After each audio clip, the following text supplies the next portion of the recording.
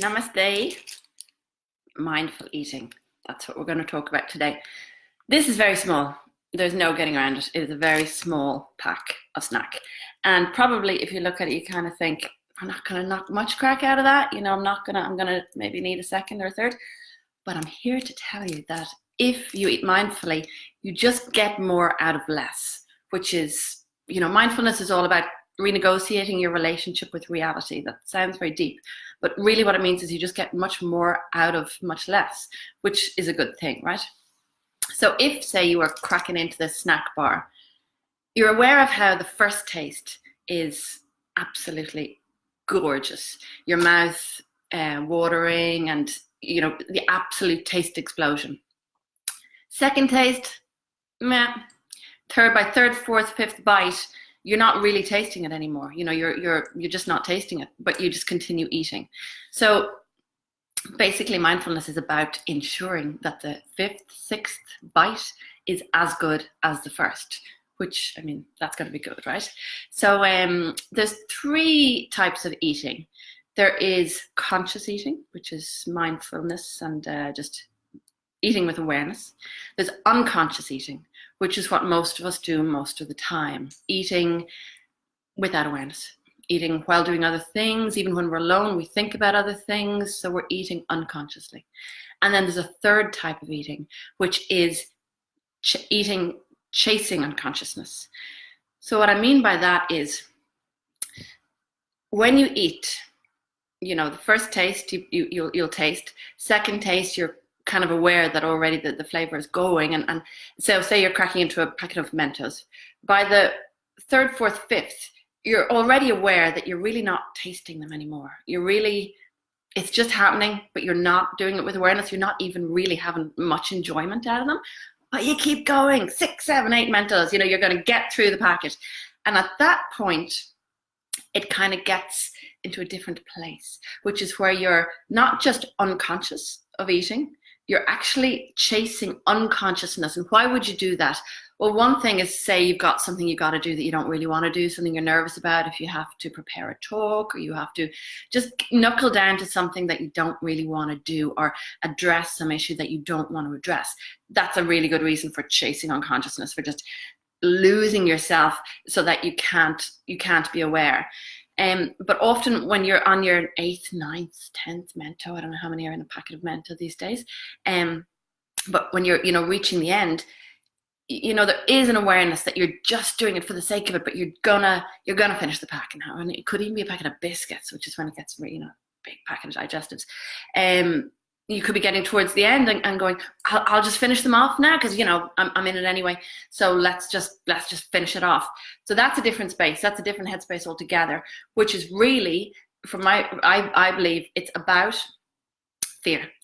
And it's not about fear of weakness. It's not about that you'll be at a crossroads thinking, will I eat more biscuits when I'm at the stage where actually I'm not enjoying them at all? Or will I not eat them? And you're not fearful of the weakness of keeping on eating them because you're keeping on eating them anyway. What you're fearful of, I believe, is the personal power of actually being able to say, actually, you know what? I'm pretty finished with the biscuits now. I think 14 is my max. You've got to that stage where you've had enough and you're conscious and you're aware that you've had enough. So that's personal power. It's stepping into personal power. And that's what I believe we're afraid of. That beautiful Marianne Williamson quote, which is very often ascribed to Nelson Mandela, which is that our deepest fear is that we are powerful beyond all measure, something like that. So our deepest fear is actually of our power. So what we're fearful on the 17th biscuit is of our personal power, not of our weakness. We're already in that place. What we're afraid of is our personal power to resist and to honor our bodies. So that is chasing unconsciousness. So that's just something I'd like you to be aware of, because not just from the perspective of who ate all the bickies, but it's deeper than that. It's if you are engaged in this self-sabotaging in this area of your life, for sure you're doing it all over the place. You're doing it in lots of other places. You're self-sabotaging and not stepping up to your personal power in lots of other places, which is such a waste. It is such a waste, because if you've got all this beautiful personal power, use it, use it. The world needs it, so use it.